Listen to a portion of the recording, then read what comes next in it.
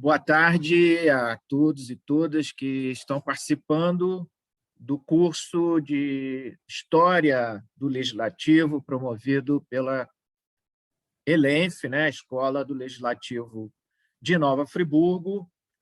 Hoje eu estou gravando a última aula do curso,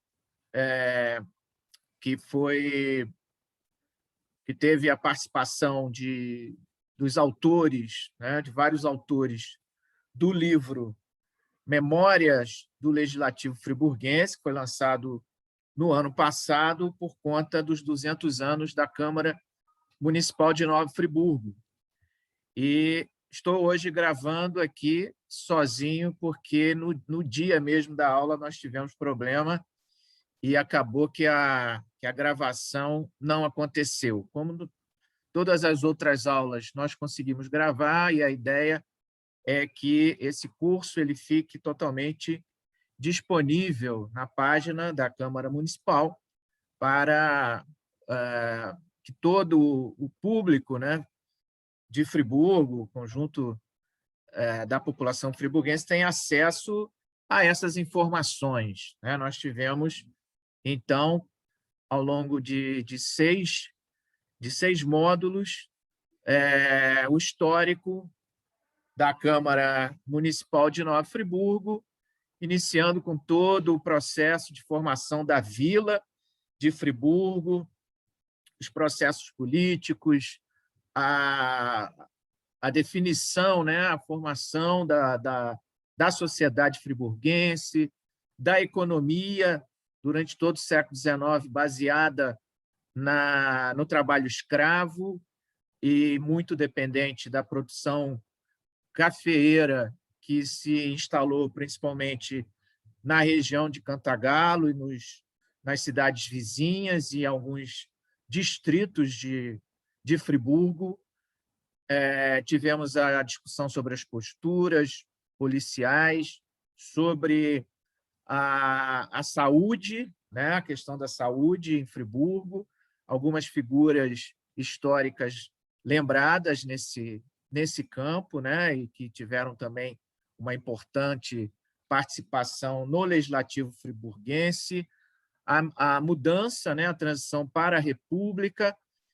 Enfim, nós tivemos aí um conjunto de informações, né, sobre a história da nossa cidade, e mais especificamente do Poder Legislativo, que nós consideramos da maior importância que essas informações, né, que esse conhecimento sobre a história da nossa cidade seja amplamente divulgado, seja amplamente compartilhado com toda a população friburguense.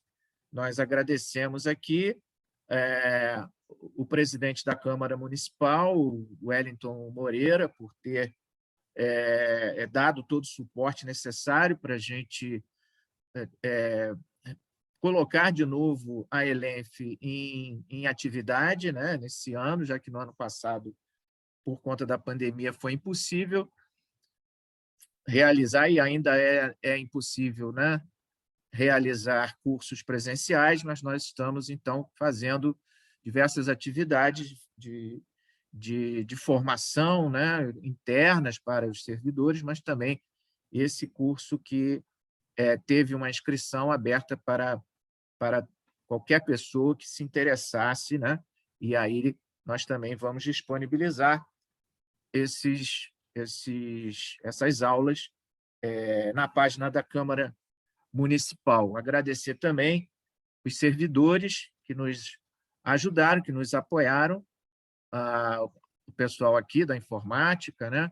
A Silvia, o Robson, e principalmente a Priscila, que é a nossa secretária da Escola do Legislativo de Nova Friburgo. Agradecer imensamente a participação dos alunos, né, do pessoal que se inscreveu no curso e que teve uma participação muito ativa, muito interessante, fazendo perguntas e várias colocações ao longo do curso. E agradecer, acima de tudo, os nossos palestrantes convidados, né, aqueles que escreveram artigos a partir das suas pesquisas históricas para o livro Memórias do Legislativo Friburguense e que prontamente atenderam ao nosso convite para participar das aulas desse curso, né? Agradecemos, então, ao Gabriel Frazão, ao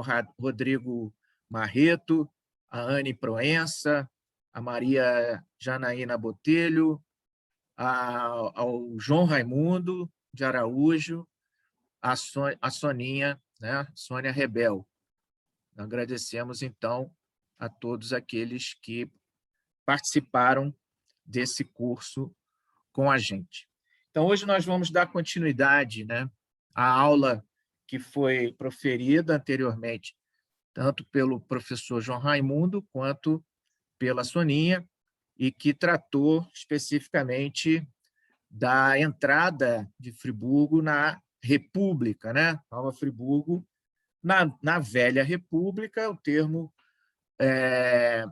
que a Primeira República, né, acabou recebendo, né, tendo em vista depois as lutas, as disputas políticas, né, e a derrubada do coronelismo, da Velha República, com base no poder dos grandes proprietários do café, e que, com a ascensão de Getúlio Vargas ao poder, a partir de 1930, essa Primeira República ficou sendo designada como uma Velha República, né? Então, nós temos, a partir de 1930, realmente mudanças significativas no cenário nacional e também no cenário municipal, né?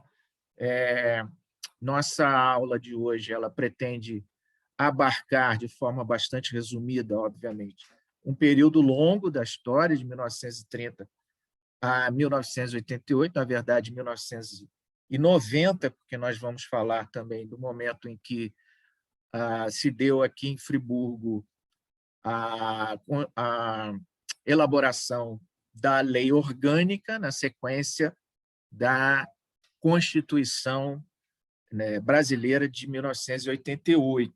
Então, nesse longo período histórico de 60 anos, nós pretendemos focar nas questões políticas, né, nas disputas entre diferentes grupos políticos e movimentos, né, que ocorrem nesse período, que é um período de grandes transformações, né, no cenário nacional, e que terão seus reflexos diretos no âmbito estadual e no âmbito municipal, né? Nossa aula pretende abarcar a questão de como o legislativo se envolve com essas disputas políticas e sempre a busca por espaços democráticos, pelas liberdades democráticas e pela cidadania, algo que, no Brasil, né, faz parte de todo um processo de lutas intensas, né, contra a tendência que sempre foi majoritária de um autoritarismo da parte de quem está à frente do poder, né, das classes dominantes, que, em virtude até da herança escravista colonial, trazem consigo, né, nos momentos políticos posteriores, né, nas fases subsequentes ao período colonial, no Império e também na República, diversas tendências extremamente conservadoras, a tentativa de manter no poder a ferro e fogo aqueles proprietários, os donos dos meios de produção e aqueles que compõem a classe dominante brasileira. E aí sempre uma ação de resistência e de reação por parte dos trabalhadores, das trabalhadoras, dos diversos movimentos sociais, na tentativa de furar esse bloqueio extremamente autoritário da política brasileira e tentar obter espaços de participação popular efetivos, né?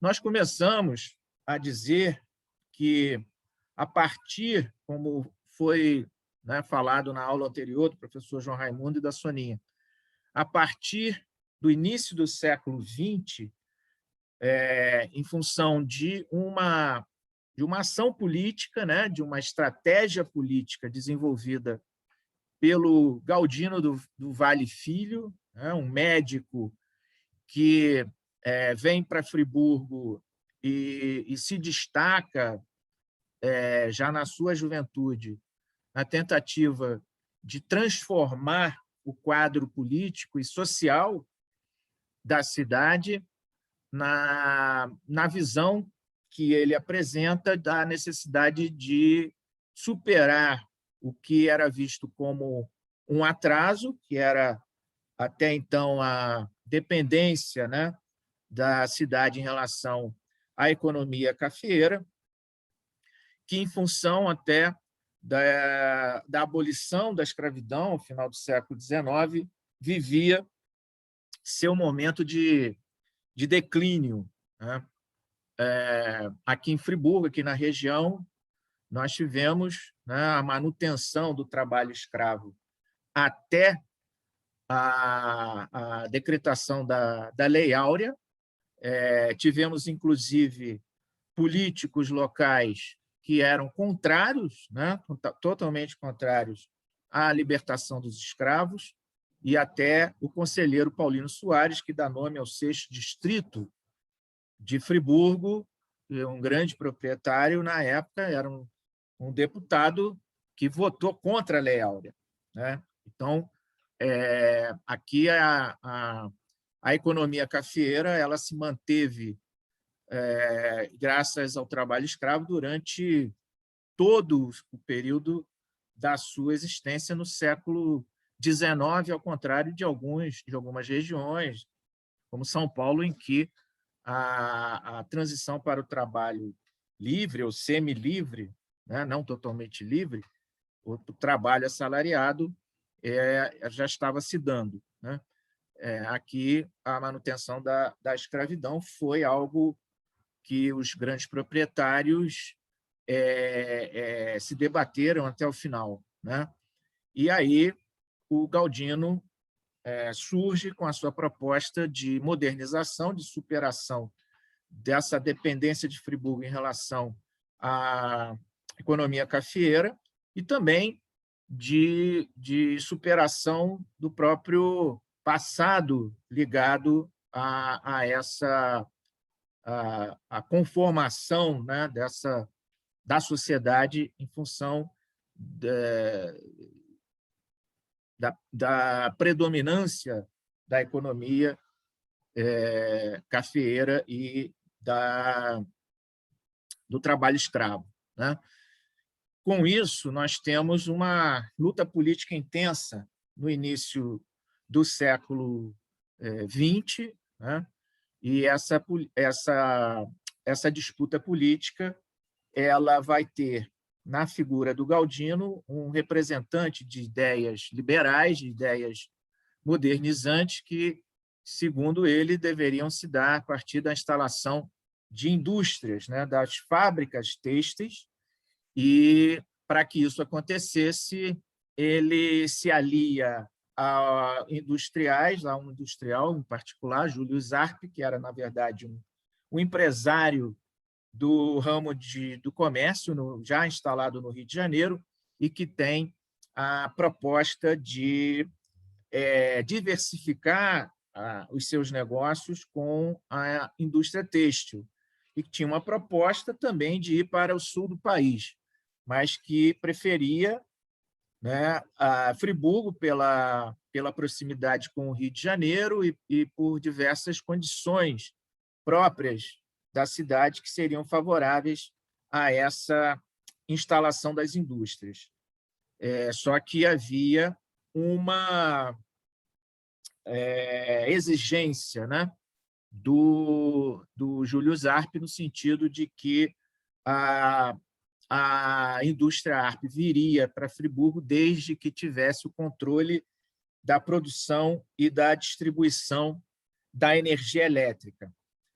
Antes da gente dar continuidade a essa explanação sobre esse fato específico da instalação das indústrias, eu gostaria de dizer que, graças ao Galdino, se inaugura em Friburgo uma nova fase política, né? Que eu entendo, né, nas minhas análises feitas a partir das pesquisas realizadas sobre a realidade local, sobre a história local, que temos a partir desse momento em que, de fato, as indústrias vão se instalar, a partir de 1911, depois de uma luta intensa, capitaneada aí pelo Galdino, uma nova hegemonia, uma hegemonia claramente burguesa, né?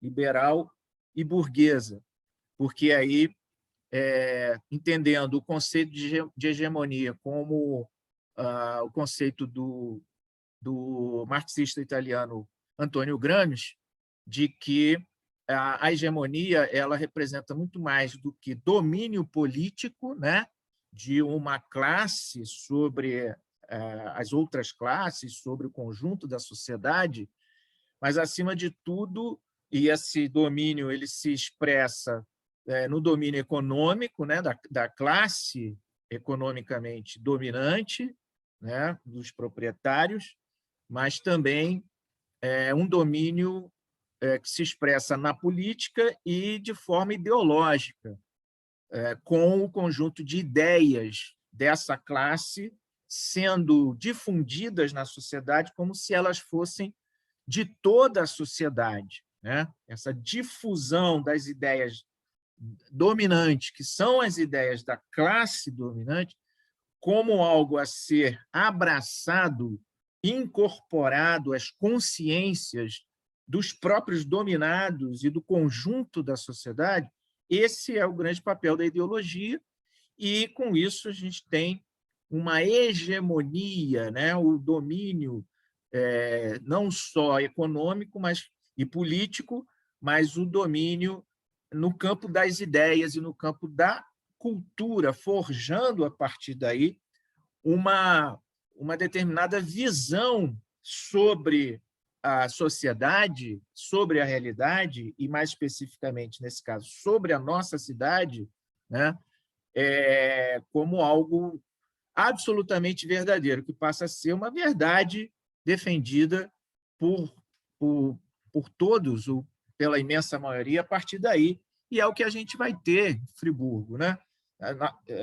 Em termos econômicos e sociais, se trata da passagem para o capitalismo, né? Para a afirmação e consolidação do sistema capitalista com o fim da escravidão, e também com a expansão, né, da adoção do trabalho assalariado como algo, como uma forma de trabalho que passa a ser uma relação de trabalho que passa a ser dominante no Brasil, também em Friburgo, e mais do que isso, né, com a instalação das indústrias, um processo aí de início de industrialização e de definição de um capitalismo industrial que vai se consolidar ao longo do século XX, né? No Brasil, um capitalismo tardio, né? Com certeza, porque nos países europeus, nos Estados Unidos, no Japão e outras regiões do mundo, esse capitalismo já estava plenamente consolidado, e, no caso do Brasil, isso se dá de forma mais clara, mais evidente, aí na transição do século XIX para o século XX, e principalmente a partir do fim do trabalho escravo. Então, em Friburgo, essa hegemonia ela vai ter liberal e burguesa vai ter na figura do Galdino a sua principal representação política e também um conjunto de ideias que vão fazer parte, né, dessa construção, dessa hegemonia. E a principal forma, né, dessa dominação ideológica, ela vai se dar através do chamado mito da Suíça brasileira, de que nós vamos falar mais adiante. As fábricas, elas se instalam em Friburgo, como eu falei, a partir do ano de 1911, a gente tem a instalação da fábrica Arp, depois a Ipu, depois a Filó, e mais adiante nós teremos várias outras indústrias. E com isso, como parte de uma luta política desenvolvida pelo Galdino, como eu já falei, para garantir a vinda dos capitais alemães para Friburgo, Galdino chega à condição de presidente da Câmara Municipal, depois de já eleito vereador em 1910, mas a partir de 1913, consolidada a sua política, né, para garantir a vinda das indústrias para Friburgo, ele chega à condição de presidente da Câmara Municipal, que, na época, também exercia a função de prefeito. E, com isso, a principal liderança política durante um bom tempo aí na cidade. E conformando essa dominação, as ideias de que Friburgo, por causa do seu passado ligado à imigração suíça, teria se constituído como uma cidade absolutamente diferente do resto do país, prevalecendo aí o trabalho livre e a ideia de uma harmonia social numa sociedade sem conflitos. Todo esse discurso ele foi formulado, né, por conta quer dizer, aparece com mais evidência aí em 1918 por conta da comemoração do centenário de Friburgo, e esse discurso ele vai continuar sendo difundido ao longo do século XX, como nós continuaremos a ver adiante. O fato é que, com a ascensão de Getúlio Vargas, em 1930, Galdino, que era até então ligado aos setores mais conservadores da República, ao Washington Luiz, né, e buscou defender, inclusive, a velha República, né, contra até uma possível ação de tropas de Getúlio que viriam para essa região. Ele mobiliza tropas em Friburgo para combater as possíveis tropas getulistas, que acabam não chegando, né?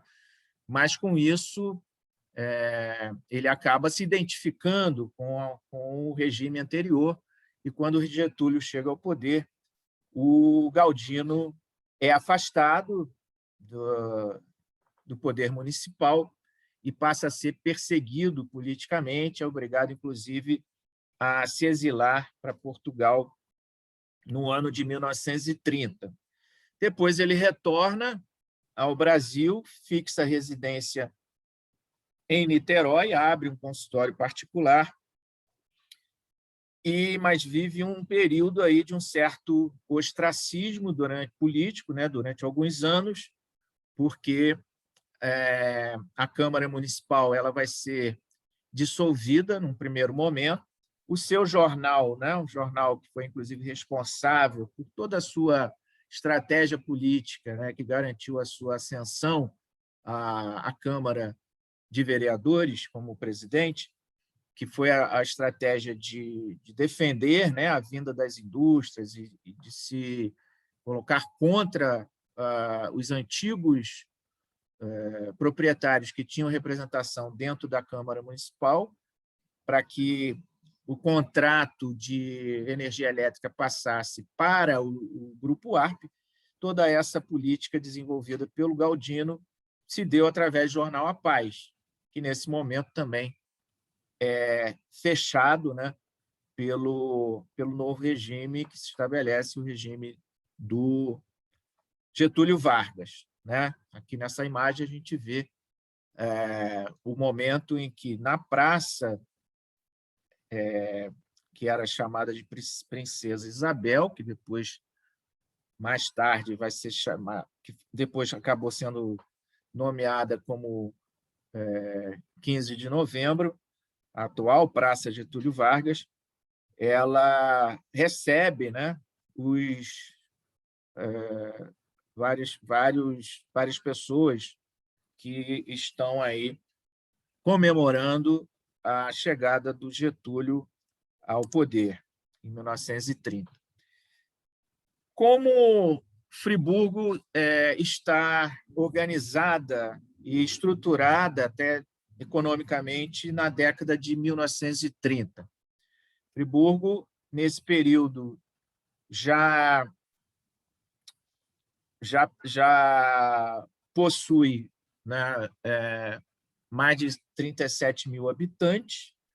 No iníciozinho do século XX, eram pouco mais do que 15 mil habitantes, chega a 20 mil habitantes na década de 20, e cresce, né, de forma exponencial nos anos seguintes, nessas décadas posteriores à instalação das indústrias. Friburgo vai se configurar, a partir da industrialização, como polo de atração de toda a região, né? Até o início do século XX, Friburgo tinha uma caracterização muito rural, né? Como uma cidade em que a área rural era predominante, em que predominavam, né, os cultivos, né, a agricultura de subsistência, e também uma agricultura que passa a abastecer com alimentos, né, a região do café, né, principalmente Cantagalo. Então, até então, Cantagalo era o principal polo de toda a região, e Friburgo vai se desenvolvendo aos poucos, né, depois da segunda metade do século XIX, como um local de passagem, né, do transporte do café de Cantagalo para o Rio de Janeiro, para o porto do Rio de Janeiro, e no sentido contrário, dos produtos que até chegavam no porto do Rio, né, importados, e que eram destinados aos proprietários do café nessa região. E como esse elo de ligação entre a região com domínio da economia cafeeira e o grande centro comercial, que era o Rio de Janeiro, Friburgo vai se desenvolvendo, né, como uma cidade com serviços, né, com essa produção agropecuária, mas com serviços e com também na área da educação, os colégios, né, que vão atender principalmente aos filhos dos grandes proprietários do café, dos barões do café, né? Mas, no início do século XX, essa configuração ela se transforma totalmente, e nós temos, progressivamente, um crescimento da zona urbana e o fato de que Friburgo, com as indústrias, passa a ser, então, a principal cidade de toda a região centro-norte fluminense, servindo de atração para aquela população, né, trabalhadora, que, com a decadência da economia cafeeira, perde, né, a condição de sobrevivência nessas cidades onde o café era predominante. E aí nós temos uma migração muito grande, né, de pessoas que vêm para Friburgo tentar a sorte e os empregos nas indústrias locais. E temos também a transformação da própria configuração da cidade com a predominância, com o tempo, da zona urbana sobre a zona rural. Então, já em 1930, quase 20 mil pessoas dos 37 mil habitantes já estão vivendo, né, no primeiro distrito de Friburgo. Outras indústrias se estabelecem também, além das pioneiras, né, da fábrica Arp, Ipu, Filó, Rio Branco, né, se instalam aí as fábricas Bocler, Jacu e Companhia Limitada, Vilela, Novo Destino, a fábrica de carbureto de cálcio de Henrique Lage, pequenas empresas também que empregavam cerca de 5 mil trabalhadores no total, né? A expansão do comércio, da hotelaria, do turismo, algo que demonstra aí a importância crescente da cidade no cenário nacional é a visita de Getúlio em 1932. Um outro aspecto interessante é a transformação, né? É a instalação, né? A criação, na verdade, de uma nova estação de passageiros da Estrada de Ferro. Nesse momento aí já é a Estrada de Ferro Leopoldina Railway, né? Foi originalmente a Estrada de Ferro de Cantagalo, construída pelo segundo barão de Nova Friburgo, Bernardo Clemente Pinto, e que depois foi vendida para um grupo inglês, passando a se denominar Leopoldina Railway. Em 1935, nós temos a instalação da nova estação de passageiros no centro de Friburgo, prédio que hoje abriga a Prefeitura Municipal. E outra demonstração do crescimento econômico, industrial, a instalação da fábrica de ferragens Ransgeiser, a AGA, também de propriedade de capitalistas alemães, né? Isso aí é mais uma demonstração daquela estratégia que foi adotada pelo Julius Arp de garantir, através do controle da energia elétrica, que todas as indústrias que se estabelecessem em Friburgo dependiam muito, né, por conta dessa distribuição da eletricidade, do grupo Arp. E aí, várias dessas empresas, dessas indústrias, elas vão ter também a participação acionária do grupo Arp, a exemplo aí da própria AGA, né? Nós temos, desde o início da instalação das indústrias, um movimento operário em formação, né? São várias greves que já acontecem, né? Desde a década de 10, com mais intensidade na década de 20, pequenas paralisações, algumas greves maiores, todas elas em protesto aos baixos salários, às condições de trabalho de muita exploração, né? E também a forte repressão, né? A disciplina prussiana imposta no interior das fábricas, trazidas aí pelo formato, né, da própria indústria alemã, de muita rigidez, de muita disciplina, de muita repressão. E é um momento em que nós não temos ainda o conjunto das leis trabalhistas, né, das leis em defesa dos direitos da classe trabalhadora, algo que vai se conquistando através dessas lutas todas e que, com o governo de Getúlio Vargas, é que vão ser transformadas numa legislação, né, que abarca esse conjunto de regras e de medidas que, de alguma maneira, vão proteger mais as condições de trabalho, né?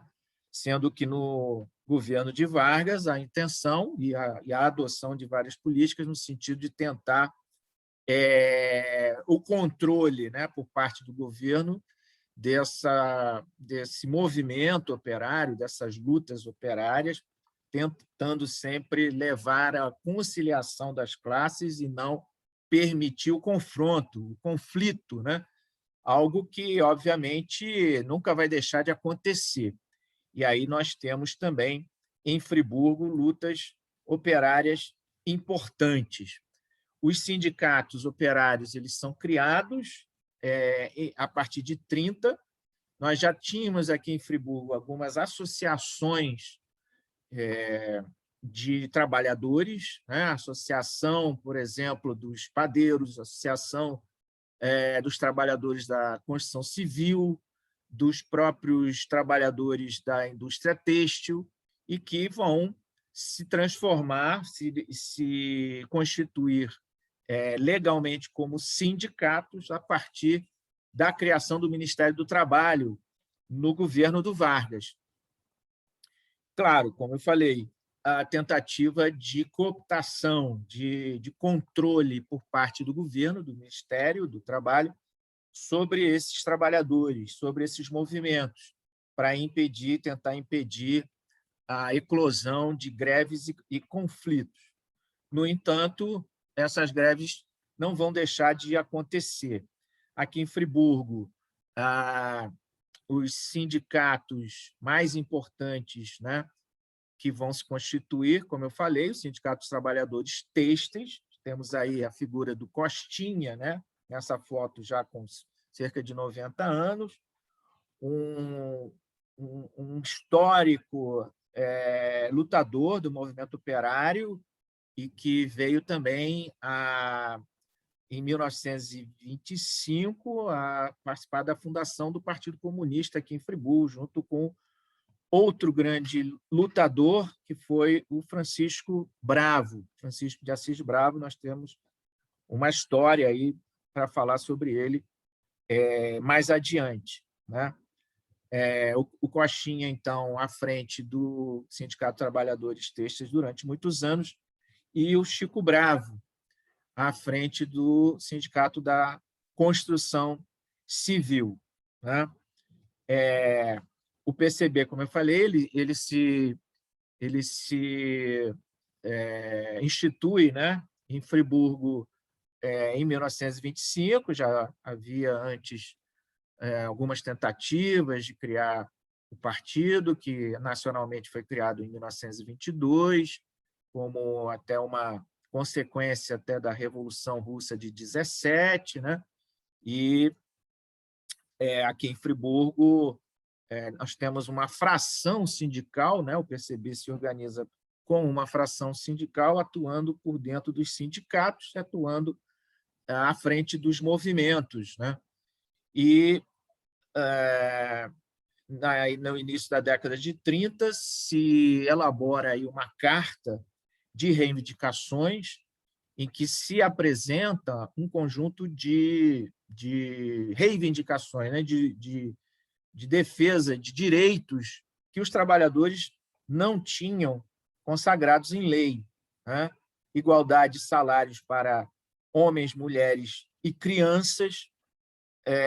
Mais adiante vai haver a luta contra o trabalho infantil, mas, nesse momento, a defesa que se faz é da igualdade salarial, a licença maternidade, a defesa de criação de creches nos locais de trabalho.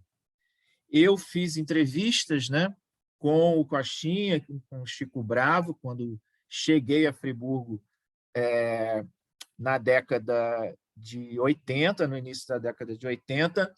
Tive o prazer, né, de conhecê-los e conhecer outras figuras históricas desse movimento de lutas, né, da classe trabalhadora de Friburgo, como, além do Coxinha, do Chico Bravo, do Lilito, Cordoeira, né? Todos já numa idade bastante avançada, e que pude, né, gravar entrevistas com eles, falando dessas experiências históricas riquíssimas que eles viveram. E uma das experiências que mais fazia parte da memória viva, quase viva deles, foi a greve que aconteceu em Friburgo no ano de 1933, que começa a partir dessa carta de reivindicações, que é levada a ser discutida entre todos os trabalhadores. Alguns desses operários não entendiam, né, como um direito, por exemplo, a criação de creches nos locais de trabalho, a licença maternidade. Alguns diziam, segundo fala do Costinha, né, que eu gravei, como é que é isso? O operário tem o filho, mas é o patrão que vai pagar, né? Então, essa luta ela ainda dependia de uma grande conscientização, de convencimento dos próprios trabalhadores, que muitos não entendiam ainda essas questões como direitos a serem garantidos pelo Estado e pelos patrões, né? De toda forma, havia, né, uma insatisfação muito grande entre os operários, e a greve explode, né, começando na fábrica de rendas ARP. E é uma greve que se torna geral em toda Friburgo, porque ela vai, a partir da ARP, da indústria ARP, se espalhar para outras fábricas. Nós temos no jornal o Nova Friburgo, de janeiro de 1933, uma cobertura, né, uma reportagem muito interessante sobre a greve, que consegue colher diversos depoimentos de trabalhadores, né, dos operários e principalmente das operárias, que em várias fábricas eram até maioria em relação aos homens. Havia, da parte delas, uma grande insatisfação pelo fato de receberem salários menores, né, do que os homens, mas, de modo geral, entre o operariado, uma revolta muito grande pelo fato de que os chefes de seção, os gerentes, aqueles que compunham a administração da fábrica, quase todos eles alemães, né, empregados pelos seus patrões, pelos industriais de capital alemão, eles tinham um salário muito diferenciado, muito melhor do que o dos trabalhadores do chão de fábrica, né? Então, essas condições elas estão expressas nessa reportagem, e elas explicam a explosão que houve com essa greve. A greve ela atinge várias fábricas, como eu falei. Há um movimento, há passeata, há manifestações. Há uma passeata no Paissandu, na praça do Paissandu, em que a polícia chega atirando e acaba matando o operário Licínio Teixeira, que depois, na década de 80, vai ser homenageado pelo governador Leonel Brizola. O seu nome está até hoje lá no CIEP de Olaria, CIEP Licínio Teixeira, né? Em resposta a essa morte, os manifestantes, né, se organizam, fazem outra passeata, levam uma grande faixa com o escrito, né, o sangue de Licínio clama por vingança, em tintas vermelhas. E, segundo o depoimento do Chico Bravo, muitos acharam que era o próprio sangue do Licínio que tinha sido utilizado para fazer aquela faixa. Enfim, a greve, os trabalhadores obtêm poucas conquistas, mas ela é um marco na história do movimento operário e sindical de Nova Friburgo, e vai contribuir muito para o fortalecimento dessa dessa organização sindical, né? Como nós veremos adiante, ela continuará bastante expressiva e aparecendo com destaque em determinados momentos da história de Friburgo. Nós teremos, nesse período aí da década de 30, né, a ascensão também de movimentos autoritários de cunho fascista, né, em Friburgo, muito em função, né, da presença da colônia alemã e também italiana, e dentro dessas colônias a presença daqueles que defendiam as ideias totalitárias, né, que defendiam mesmo o fascismo e o nazismo alemão. Então, os jornais, principalmente o Nova Friburgo e o Friburguense, eles vão ter várias notícias, várias matérias destacando e num tom elogioso, né, de proclamação, a ascensão de Hitler ao poder na Alemanha, como se representasse aí a transformação, né, da Alemanha numa potência mundial que teria libertado aquele país das garras do capitalismo estrangeiro e da praga comunista. Então, vários artigos que fazem essa exaltação a Hitler e também ao fascismo, né, na Europa. Então, nós temos aqui em Friburgo um forte núcleo nazista e fascista. E um local que serviu como centro difusor dessas manifestações e dessas ideias, né, fascistas foi a escola alemã. A escola alemã, a Sociedade Alemã de Escola e Culto, ela foi criada pelo Júlio Zarp na década de 20 para congregar a colônia alemã. E era uma sociedade de escola e culto, porque ela abarcava, ela buscava ser uma instituição que promovia, né, a confraternização dos alemães, mas que também tinha uma escola para os filhos dos alemães e uma igreja, né, culto, né, a igreja luterana. Só que, com a ascensão do nazismo na Europa, há uma divisão interna e a formação de um outro grupo que se autodenomina apenas Sociedade Alemã, que vai organizar diversas atividades, festas, comemorações do aniversário de Hitler. E, nesses eventos, com muita música, hinos, nós teremos aí a exaltação desse regime, né? Da parte da sociedade alemã, a admiração a Hitler, mas também da parte de outros grupos, a sociedade italiana, né? Dante Alighieri vai reunir aqueles que defendiam o fascismo e faziam loas a Mussolini. E havia também um grêmio português que também desenvolveu várias atividades de homenagem e apologia ao regime salazarista imposto em Portugal desde a década de 30.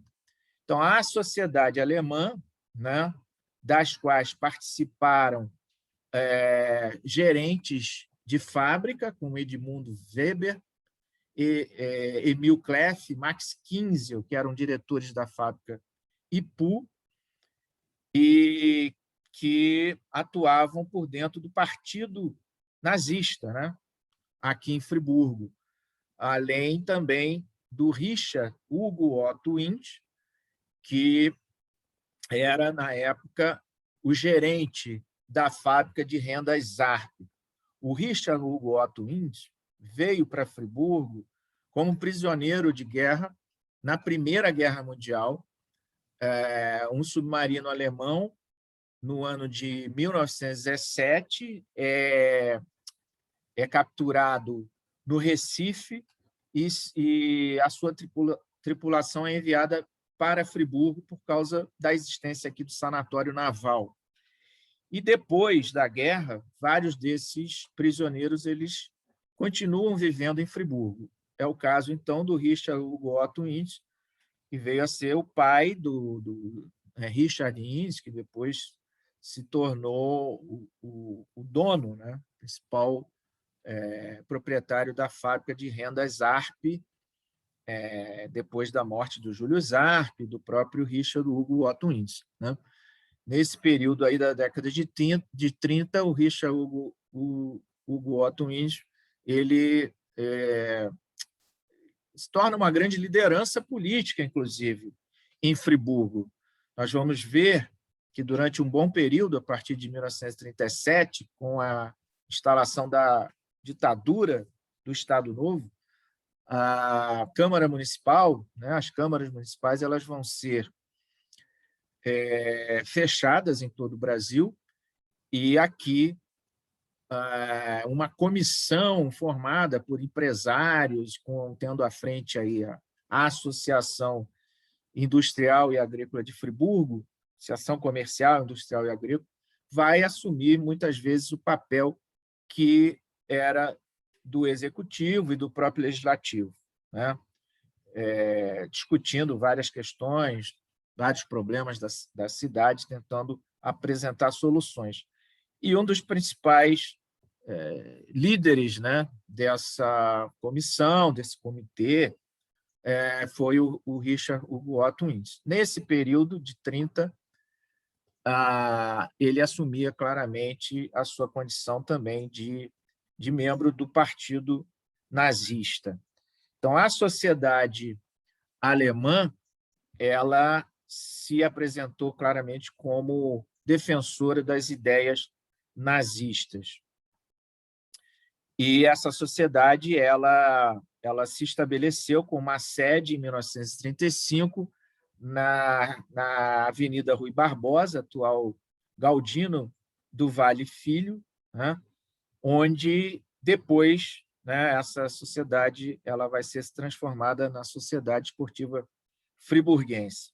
Aqui nós temos uma imagem, né, de um ladrilho que foi encontrado, né, uma parede na cozinha de uma casa aqui no centro de Friburgo, que eu acredito que até hoje esteja lá, em que a gente pode perceber, né, depois de um olhar mais atento, a suástica, né, no centro desse ladrilho, demonstrando que, em várias casas de Friburgo, né, se deu essa presença, né, daqueles que defendiam essas ideias.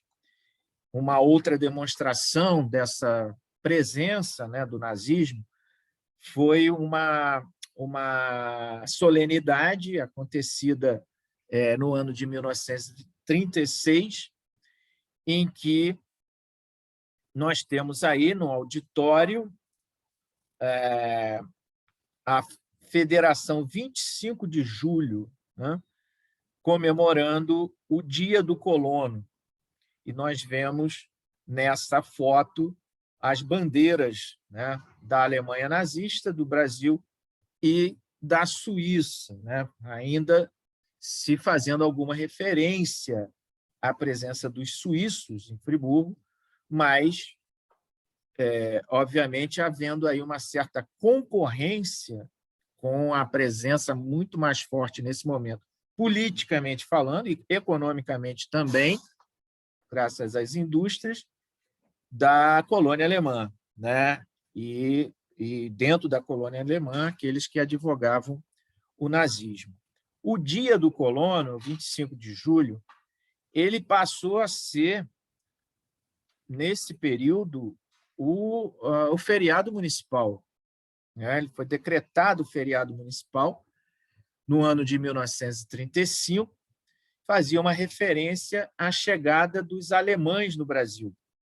e, mais especificamente, a chegada dos alemães no sul do país, né? Interessante, no ano de 1824, 25 de julho de 1824. Interessante é que tem uma leva anterior de alemães chegando a Friburgo em maio desse ano de 1824, né? Mas, nacionalmente, se estipulou, né, o Dia do Colono como esse momento em que imigrantes alemães chegam ao sul do país e estabelecem no sul do país. Então, nesse período, o 16 de maio, que havia sido apontado no centenário, né, em 1918, como o dia a comemorar a criação de Friburgo, por causa do decreto assinado por Dom João VI para a vinda de famílias suíças para cá, esse 16 de maio ele vai ficar um tempo esquecido, né? Nós teremos aí, como feriado municipal, o 25 de julho, denotando o quê? A forte presença econômica e política dos alemães nesse momento histórico, né? É um momento em que de grandes conflitos políticos, né, nacionais, e que vão ter aqui seus reflexos na nossa cidade.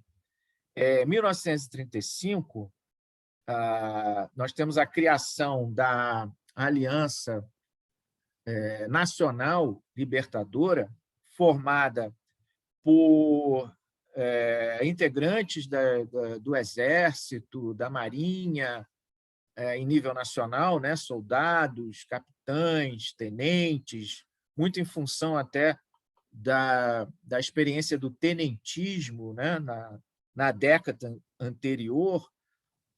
Vários dessas lideranças elas vão ter uma postura, né, política de defesa de um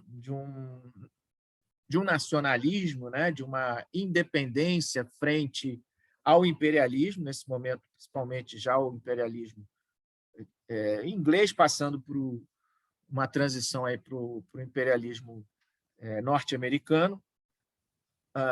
E aí se forma, tem todo um movimento, né, que vai se conformar como um movimento de massas no Brasil, reunindo integrantes, vamos dizer, progressistas das Forças Armadas, mas também diversos elementos da sociedade brasileira, os trabalhadores, trabalhadoras, movimentos sociais de diferentes matizes, e professores intelectuais, né, profissionais liberais, atuando por dentro da Aliança Nacional Libertadora, que vai ser proibida pelo Getúlio, e, em função dessa proibição, há uma reação e a tentativa até de tomada do poder em algumas cidades do Brasil, né, e onde, de fato, o movimento chega a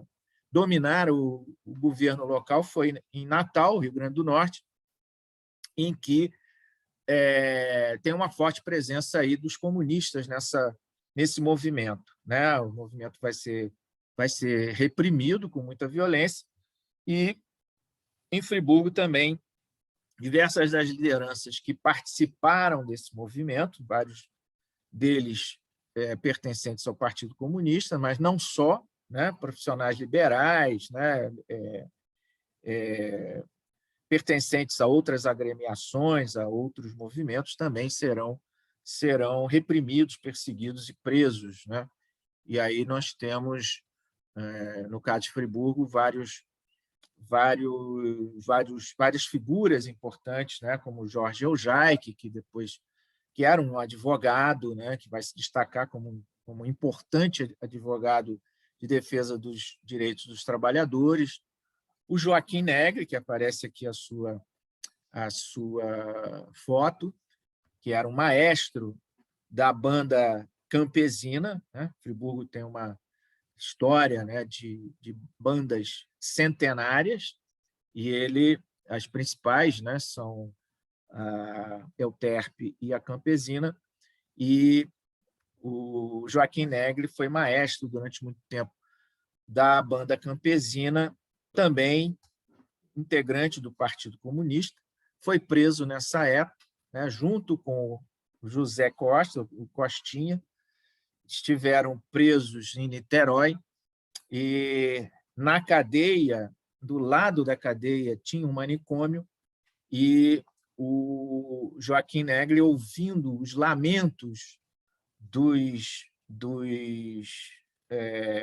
pacientes, né, daquele manicômio, acaba compondo um hino, né, uma sinfonia chamada Voz do Cárcere, que foi inspirada nos lamentos produzidos ao longo da noite, como se fosse uma ladainha pelos doentes mentais, né, daquele manicômio.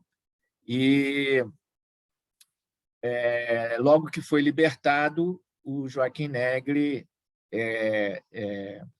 levou essa composição à praça pública através da orquestra da banda campesina e acabou preso mais uma vez em função dessa atitude que foi considerada uma atitude de rebeldia contra o regime do Getúlio. O fato é que nós temos, na sequência, né, a partir já de 1935, uma forte repressão, não só aos comunistas, mas a todos aqueles que participaram desses movimentos revoltosos no período, e, mais adiante, um pouco, a decretação do Estado Novo, da ditadura do Estado Novo, com a justificativa, né, de que, com essa ditadura, com esse golpe dado pelo Getúlio, estaria se impedindo uma nova insurreição, né, ou uma nova intentona, como era o termo utilizado pelos detratores daqueles movimentos, daquele levante, né, que foi um levante político importante, uma nova intentona que os comunistas estavam planejando, né? Na verdade, o plano Cohen, né, que foi utilizado para justificar essa repressão, esse golpe, ele nunca existiu. Ele foi forjado pelos integralistas, que eram os fascistas brasileiros, e adotado pelo Getúlio como argumento para dar o golpe, né? A partir daí, nós temos o Estado Novo, a ditadura do Estado Novo, instalada em 1937, e que vai durar até 1945, e nesse período, como eu já tinha falado antes, as câmaras municipais estarão fechadas, né? Antes do golpe, nós temos a ascensão de uma figura histórica importante em Friburgo, que foi Dante Laginesta, que era um delegado de polícia, filho de italianos, que tinha sido, então, em 1935, nomeado interventor na prefeitura de Friburgo.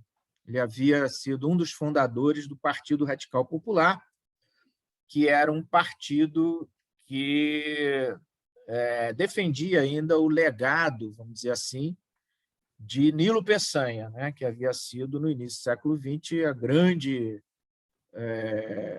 liderança política no estado do Rio de Janeiro, ocupando o governo do estado durante vários anos, né, e chegando também à própria presidência da República. Ainda tivemos eleições municipais no ano de 1936. O Dante foi eleito prefeito, vencendo a disputa com Aristão Jacu, que era de outro partido, Partido Evolucionista, apoiado por Galdino do Vale Filho, que consegue retornar depois daquele período de perseguição, de exílio, e Galdino atua no sentido de apoiar essa candidatura, mas ele próprio não podia ser candidato, né? Porque uma das ações discricionárias de Getúlio foi proibir, né, através de decreto, tornar inelegíveis os parlamentares que haviam atuado até o ano de 1930, né? E aí uma situação que é interessante de Friburgo, né? Os jornais eles representam facções políticas muito claramente posicionados, né? Nova Friburgo fez campanha por Aristão Jacu e o friburguense para o Dante Laginestra. Nesse período, o Nova Friburgo possuía pouco mais do que 5.000 eleitores, dentre quase 40.000 habitantes já, né? Nós vemos que a participação eleitoral era muito restrita ainda como consequência da própria legislação que é restritiva, né? Que não garantia um amplo direito de cidadania. Nós só teremos isso mesmo em 1988. Um dos impeditivos dessa ampla cidadania era a própria proibição do analfabeto participar, né, das eleições. E aí um eleitorado muito restrito, né? Bom, com o golpe do Estado Novo e com Amaral Peixoto, né, outra liderança política estadual que vai ser longeva aí durante muito tempo à frente do governo do Estado, Dante Laginestra fica mantido na prefeitura como um interventor, né, nesse período em que as câmaras municipais ficaram fechadas e somente o poder executivo ele exerce efetivamente a sua função, né? Então, Dante Laginestra vai ser um grande colaborador do regime de Getúlio e do Estado Novo, ganha como prêmio, posteriormente, um cartório, que está aí na cidade até hoje, né?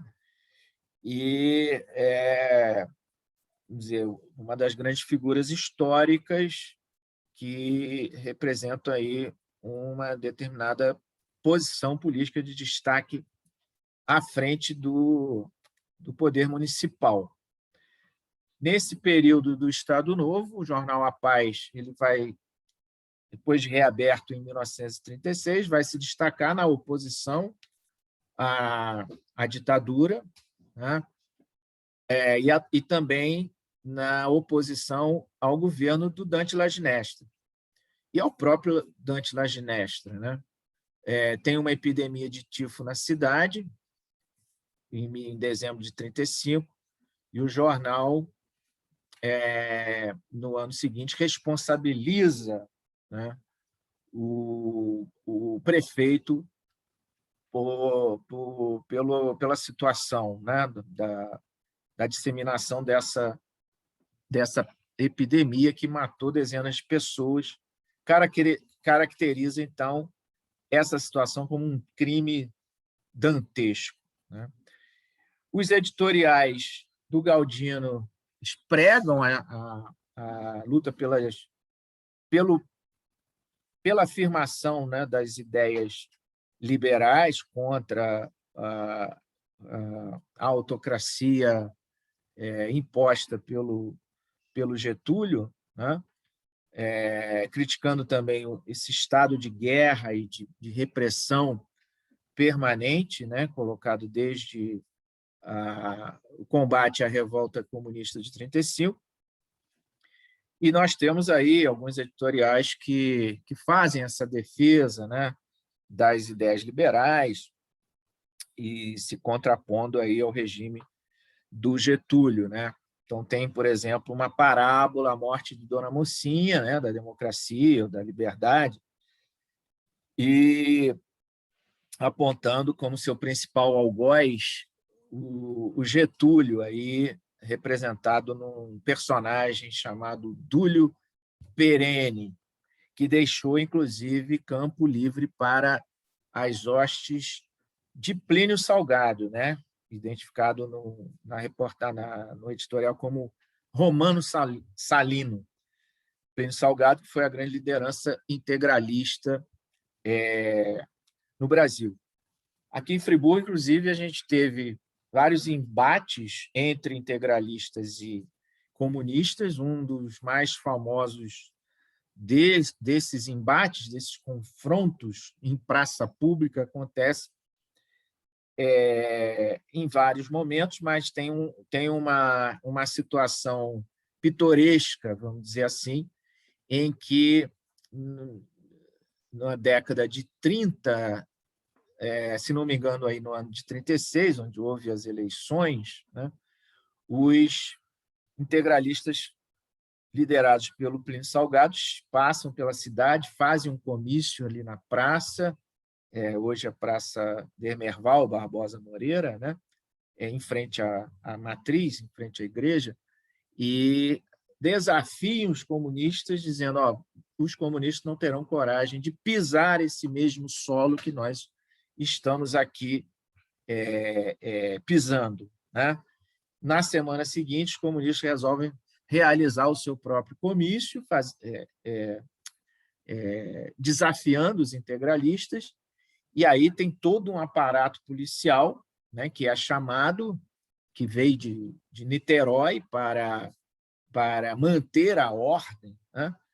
E os comerciantes, com muito medo do que pudesse acontecer, estão lá, né? O comício está em andamento, claro, na época era tudo no gogó, não tinha aparelhagem de som, e um silêncio muito grande para ouvir os oradores, né? Os comerciantes, com medo do que pudesse acontecer, resolvem baixar as portas, né, do seu comércio. Então, do lado da igreja tinha um bar, que era do seu Mário, em que aquela porta pantográfica, quando ela desce, ela faz um barulho, né? E como se fosse uma metralhadora. E todos ficam assustados, né? Quem está no comício, e se abaixam, os oradores se abaixam, saem correndo. E é um momento assim meio cômico no meio de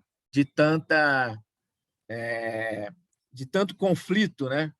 Em que essas disputas políticas provocavam, né? Enfim, no ano de 1838, o Getúlio proíbe, né, a formação, a continuidade, né, de associações de estrangeiros radicados no país que participavam da vida política, né, através das suas várias organizações, né, pregando várias ideias, como nesse período houve a pregação das ideias fascistas e nazistas. Na verdade, o que Getúlio faz, né, quando dá o golpe em 37, né? Ele se utiliza de toda a argumentação feita pelos integralistas para até justificar aquele golpe, que foi a invenção de um plano comunista que nunca existiu, até porque os comunistas já estavam quase todos presos, suas principais lideranças, depois de 35, são quase todas presas, né? Perseguidos, já muito reprimidos, não tinham nem condições, né, de desenvolver um plano de assalto ao poder, né? Mas isso foi criado pelos integralistas e, no primeiro momento, o Getúlio amplia essa repressão aos comunistas, justifica a ditadura, né, o golpe para impor a ditadura, e, no momento seguinte, se livra também dos integralistas e de todos aqueles outros grupos que eram de extrema-direita, né, para poder governar sozinho. Essa que é a verdade. Apesar de adotar um regime autoritário ao estilo do fascismo, ele não convive no seu governo, não convive com os grupos extremistas, né?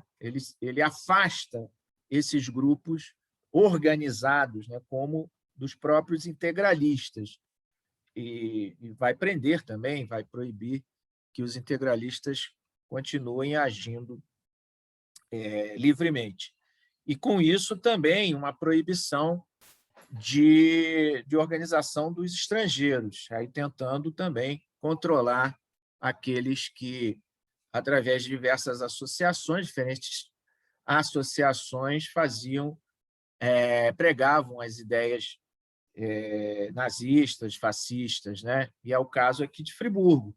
A sociedade alemã ela vai ser fechada, a Casa de Itália também será fechada, e, inclusive, vários alemães, né, sofrerão hostilidade de parte da população friburguense. A sede da Sociedade Alemã na Avenida Rui Barbosa também foi atacada, né, apedrejada. A solução apresentada dentro da sociedade alemã foi afastar o grupo nazista, né, e iniciar assim todo um processo de nacionalização da sociedade, da associação, né? Uma Assembleia de Associados de 1939 cria novos estatutos sociais, a sociedade passa a ser chamada Sociedade Teuto-Brasileira, se dedicando exclusivamente a atividades culturais e esportivas, né? E, nos seus estatutos, as relações, né, promovendo as relações de amizade entre brasileiros e alemães. No ano de 1941, tem uma nova mudança de nome para a Sociedade Alemã de 1921, para fazer referência à primeira sociedade criada pelo Júlio Zarp, né? Mas depois recebeu o nome definitivo de Sociedade Esportiva Friburguense, né? A SEF, né? Que tem até hoje essa designação. O seu estatuto define apenas as atividades sociais e desportivas, né? Não tendo mais aquela ligação com a escola nem com a Igreja Luterana como tinha antes, né? Dentro da própria Igreja Luterana, ela tem uma participação importante nessa pacificação, né, do afastamento do grupo nazista, da sociedade alemã, graças à vinda do pastor Schlup, né, que consegue aí fazer todo um trabalho no sentido de acabar com esses conflitos internos e de promover vamos dizer, a harmonia dentro da colônia alemã, né? O pastor Schlup fica em Friburgo e durante os 44 anos em que ele viveu aqui, com grande dedicação aí à Igreja Luterana. É importante a gente destacar, como eu havia falado antes, o papel da Associação Comercial Industrial de Friburgo, né? Nesse período em que a Câmara Municipal ficou fechada, a associação, né, como eu disse, e representando aí principalmente os empresários da cidade, né, os industriais, né, tendo à frente aí o Richard Hugo Otto Wind, nesse momento, obviamente, afastado, né, não mais defendendo o nazismo, afastado do grupo nazista, o partido nazista totalmente encoberto, né, sem aparecer mais. A associação comercial ela tem esse papel político de resolver várias situações, né, concretas, como a questão até da energia elétrica, de vários conflitos que acontecem no meio mesmo empresarial da cidade, tomando à frente aí do que seria a função antes adotada, né, pela Câmara Municipal. E nós temos também, né, uma luta, né, de setores, podemos dizer assim, de camadas médias, né, de estudantes, de intelectuais, de professores, de artistas, poetas, contra o Estado Novo, né? Contra a ditadura do Estado Novo, fazendo um movimento aí pela defesa das liberdades democráticas. Temos, nesse período, basicamente, duas organizações importantes, né? O Centro Friburguense de Arte e Cultura, alguns nomes da cultura até nacional se destacam, aí J.G. de Araújo Jorge, um grande poeta brasileiro, Tarcísio Tupinambá, um escritor destacado, né?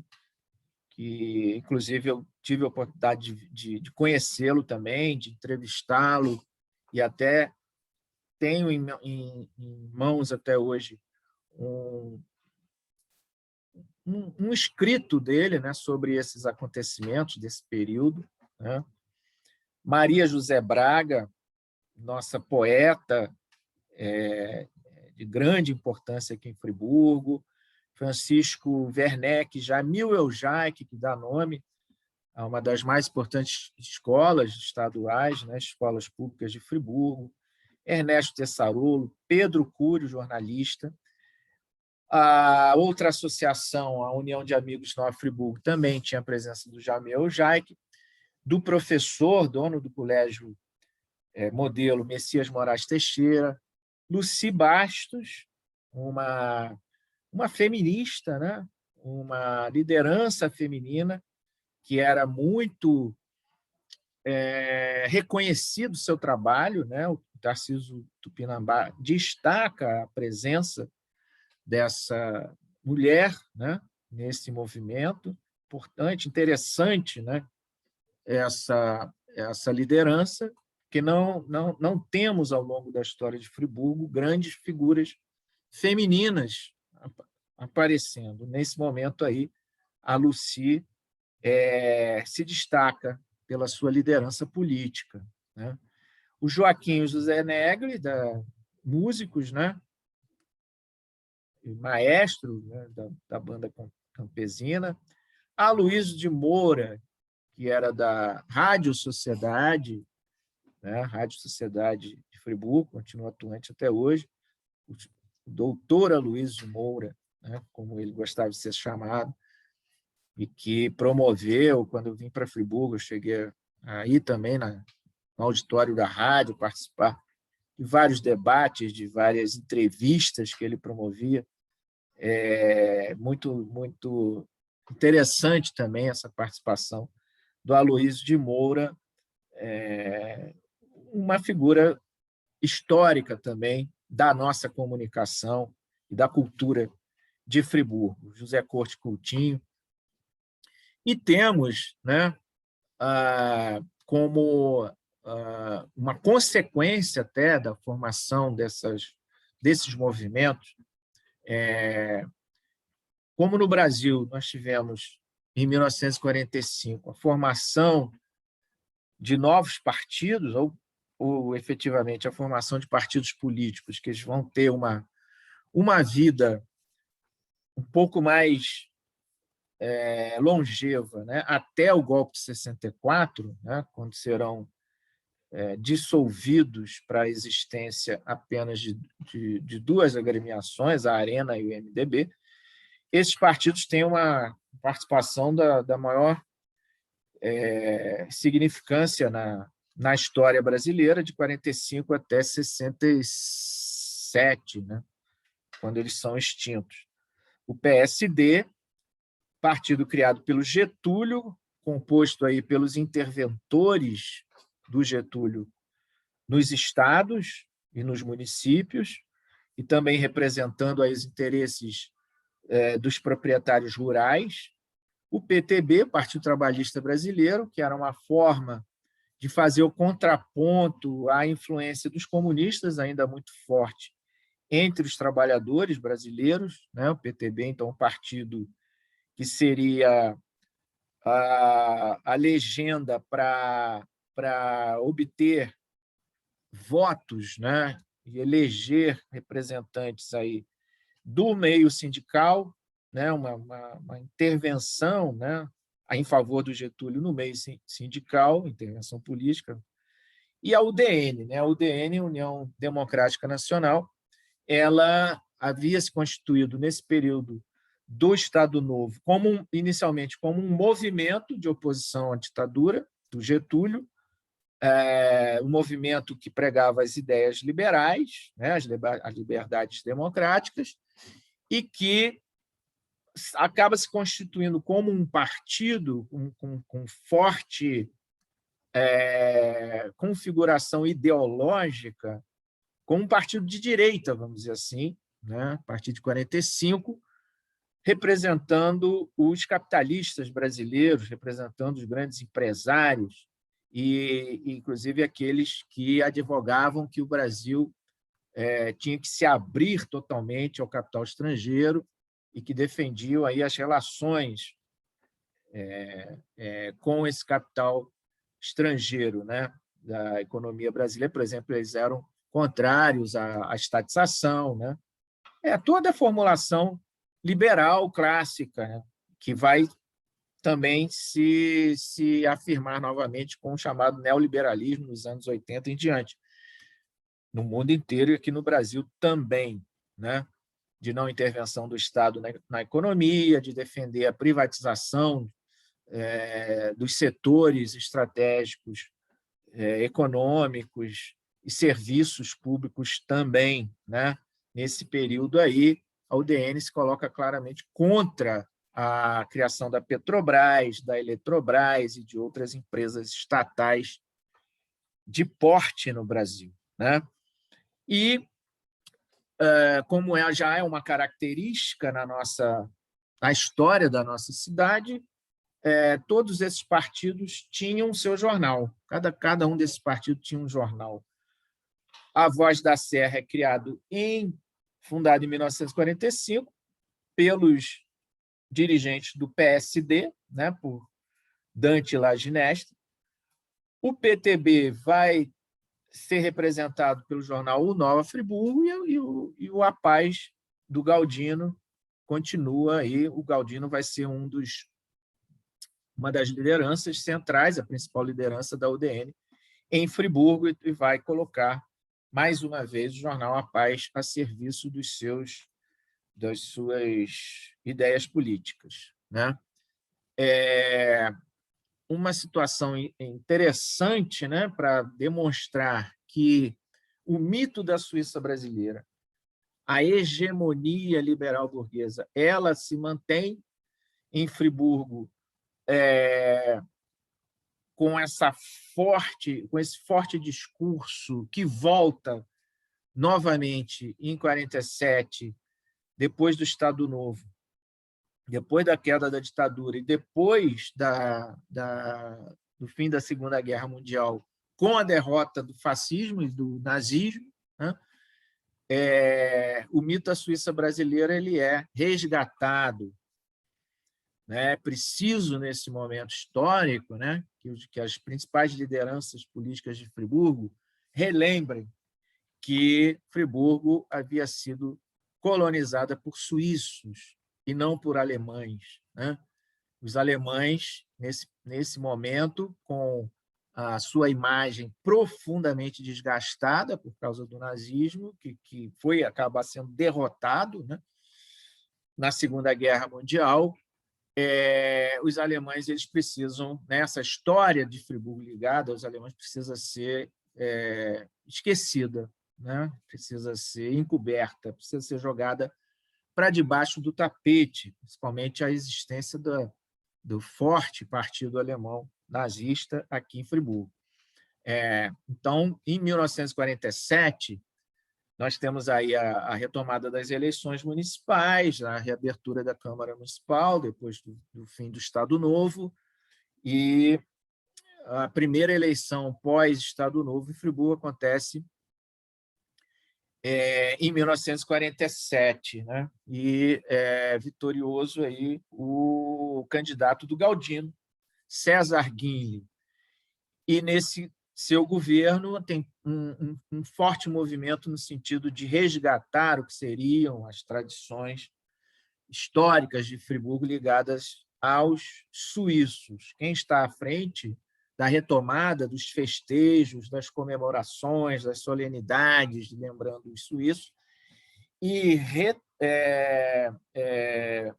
recolocando aí no centro, né, dessas festividades o dia 16 de maio, a data do 16 de maio, como a data de comemoração da chegada, não, né, mas do projeto para a vinda dos suíços para Friburgo, porque foi no ano de 1818, apenas a assinatura, né, do decreto do Dom João VI, a vinda dos suíços efetivamente é posterior, mas é o 16 de maio que é relembrado, que é retomado e que passa a ser feriado municipal no ano de 1948. Vejam, apenas em 1948,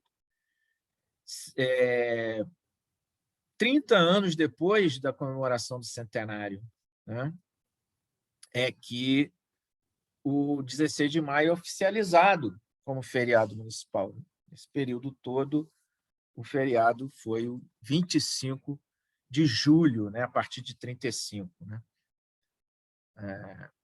Então,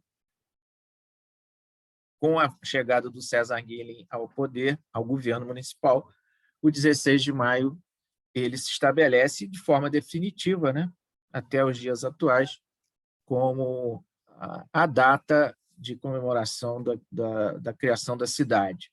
E é importante, né, destacar que o Galdino do Vale Filho ele reaparece também como uma grande liderança política, né, tendo se destacado nesse período todo do Estado Novo como um opositor, como um defensor das ideias liberais, mas ele também é responsável pelo resgate das tradições, né? Tradições inventadas, né? Conceito, né? Trabalhado pelo grande historiador marxista inglês Eric Hobsbawm, uma tradição inventada, que começa a ser inventada lá naquele centenário de 1918,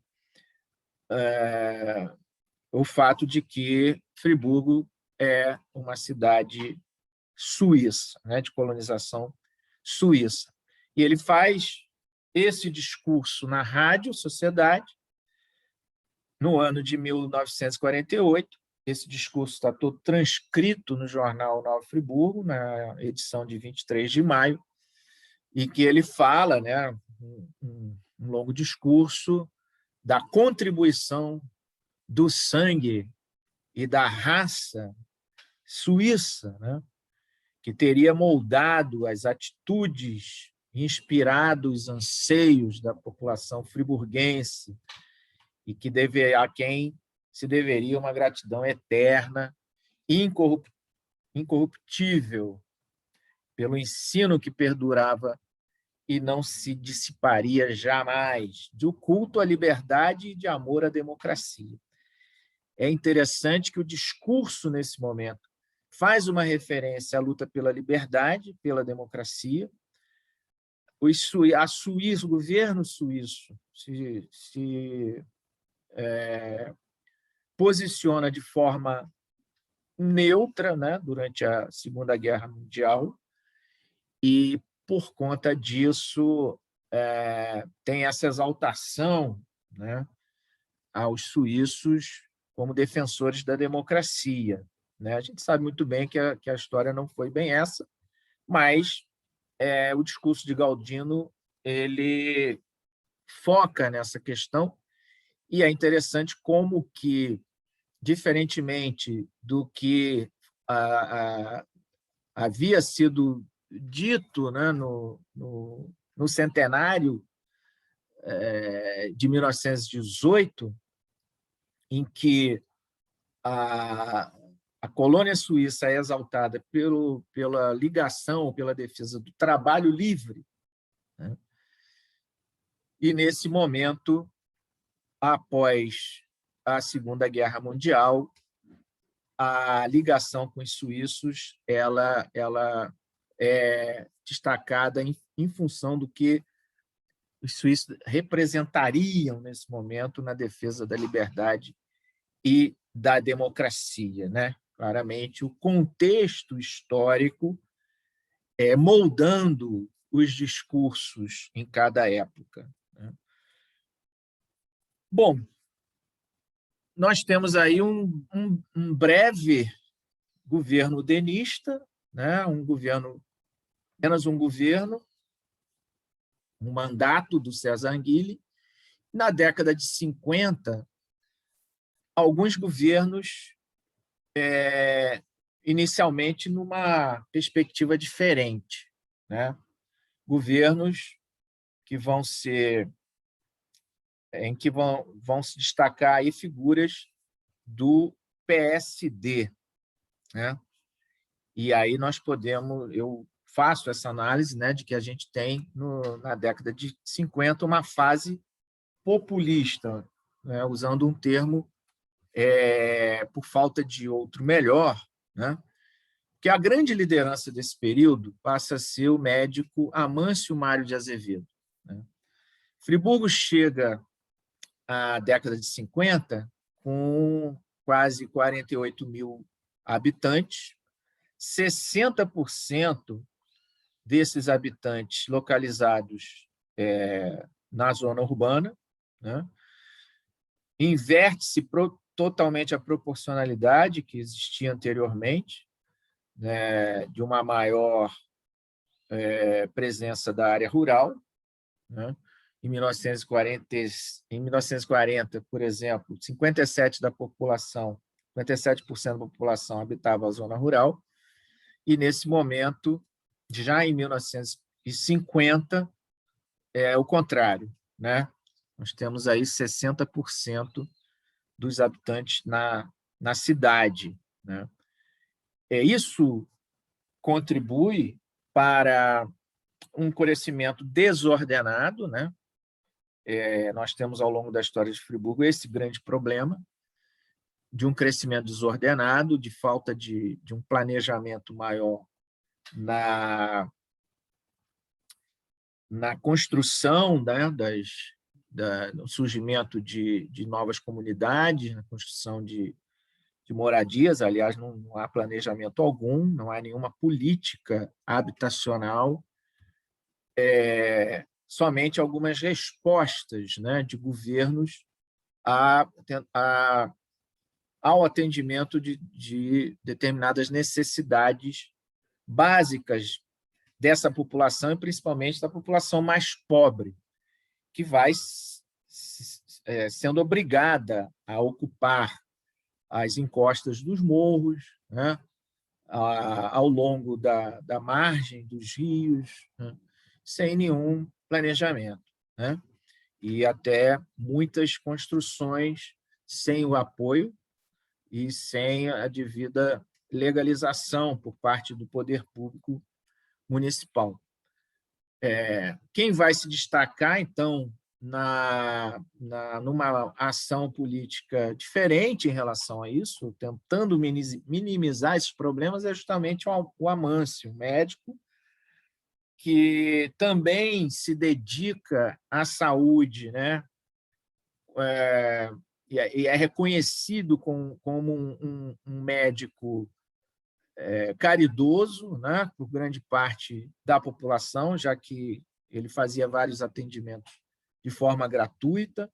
Foi vereador no período de 47 a 1950, ocupou também a presidência da Câmara e era reconhecido como médico dos pobres, né?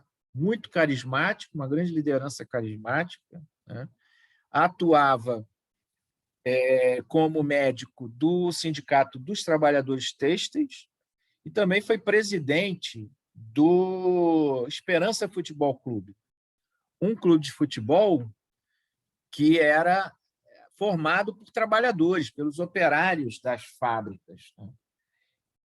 Foi criado dessa forma e fazia, né, o confronto esportivo com um time dos patrões, que era o Friburgo Futebol Clube. Então, o Amâncio, né, ele se tornou uma liderança, apesar de pertencer ao PSD, que era um partido conservador, né, nacionalmente, com uma característica de uma política muito conservadora, né?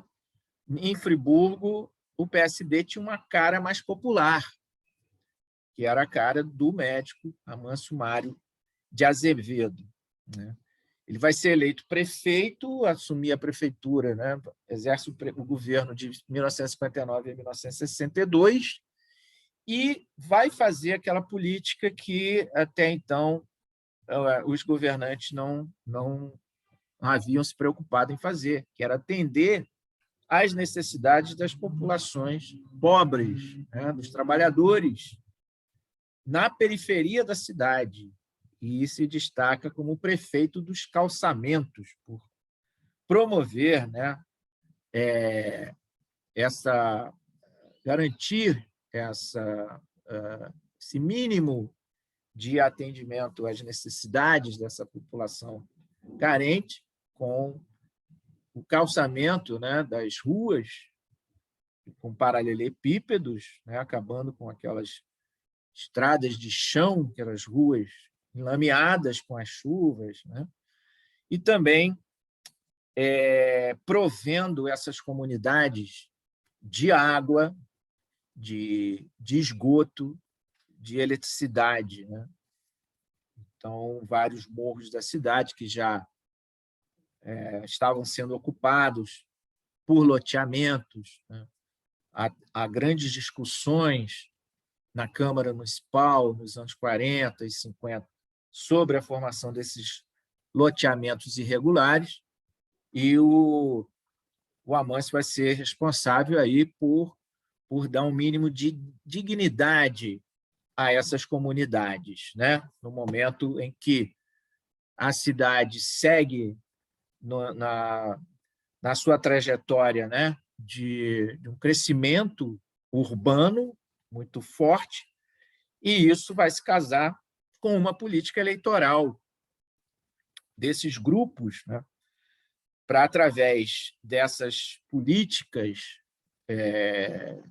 compensatórias de atendimento minimamente a essas necessidades básicas, também ter os seus ganhos eleitorais, né?